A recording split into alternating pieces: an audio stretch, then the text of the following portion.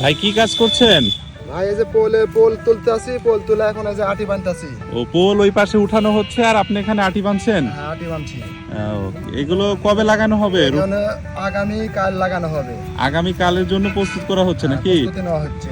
এগুলো কি পেঁয়াজের পোল বা চারা বলে? হ্যাঁ, পেঁয়াজের পোল এবং চারা বলে। আচ্ছা আচ্ছা, দর্শক দেখতে পাচ্ছেন ওই পাশে ভাইরা উঠাচ্ছে আর এই ভাই সুন্দর করে করে এই আটিগুলো বানছে আর কি। তো এখানে কতগুলো হচ্ছে বীজ থেকে চারা হয়েছে?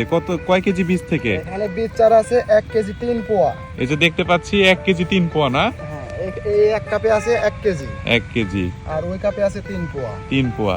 আচ্ছা, এই 1 কেজি বীজ থেকে কতগুলো জমি লাগানো যায়? এই 1 কেজি 3 পোয়া বীজ থেকে আপনার গাছ ভালো হলে পারা আপনার কেজিকে 1 বিঘা জমি হয়। কেজিকে 1 বিঘা জমি হয়? হ্যাঁ, কেজিকে 1 কেজি বীজ চাললে 1 বিঘা জমি 1 বিঘা লাগানো জমি হয়। যায় আর কি।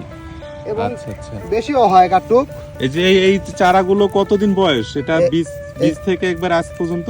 এই বীজ চারার থেকে আজ পর্যন্ত 45 দিন বয়স। 45 দিন বয়স না? হ্যাঁ। আচ্ছা।